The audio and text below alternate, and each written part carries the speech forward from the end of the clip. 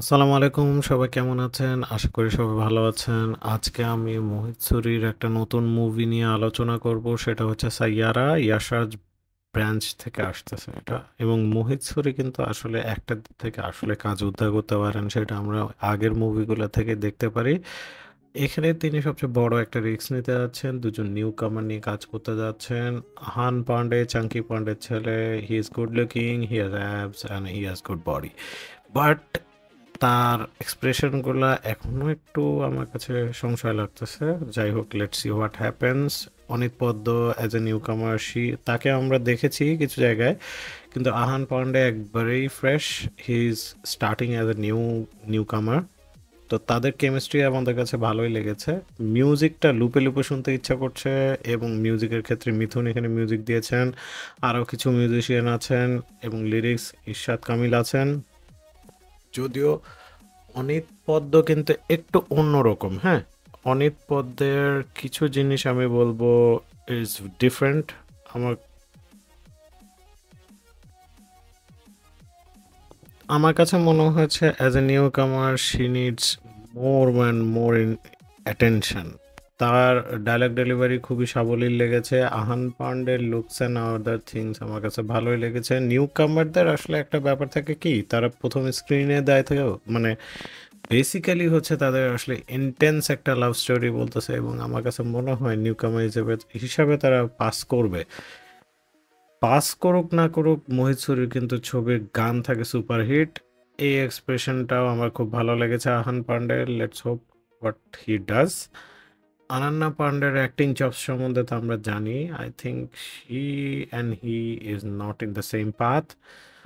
Both of them are different, এবং তাকে আমার আহান পান্ডেকে নিউ কামার হিসেবে পরিপক্ক মনে হচ্ছে। মিউজিকগুলা শোনার জন্য আমি অধীর আগ্রহে বসে আছি। Camera works, editing is good. First teaser হিসাবে বোঝা যাচ্ছে যে দুজনের কেমিস্ট্রি একটা অন্যরকম একটা আকর্ষণ ক্রিয়েট করবে। ইয়াশরাজের সবচেয়ে বড় কথা হচ্ছে তারা কিন্তু নিউ কামারদেরকে নিয়ে বড় রিস্ক নেয়। এটা আমিও আগে দেখেছি অনেক ছবিগুলোতে। এখানে তাকে আসলে both rugged and ripped up লুকে ভালোই লাগছে। Let's see what happens. অনেকটা এই লুকটা আমার কাছে মনে হচ্ছে ঋতিক রোশনের মতো in terms of other things. তো দেখা যাক নিউ কামার হিসেবে তারা কেমন করছে, এবং স্টোরি যদি ভালো না হয় আসলে মুভিটা হিট খাবে না।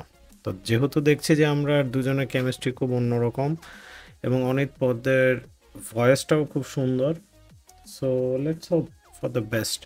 আর মোহিত সুরির এর আগের ডিরেক্টরিয়াল ছবি যেগুলো দেখেছি আমরা, সেখানে কিন্তু তার ছবি ভালোই করেছে। তো এই ছবি যেহেতু ইয়াশরাজের সাথে তার মনে হয় প্রথম কাজ, I think he will get up to the mark. তো ওভারঅল টিজার হিসেবে, ফার্স্ট টিজার হিসেবে it's a good job, not bad.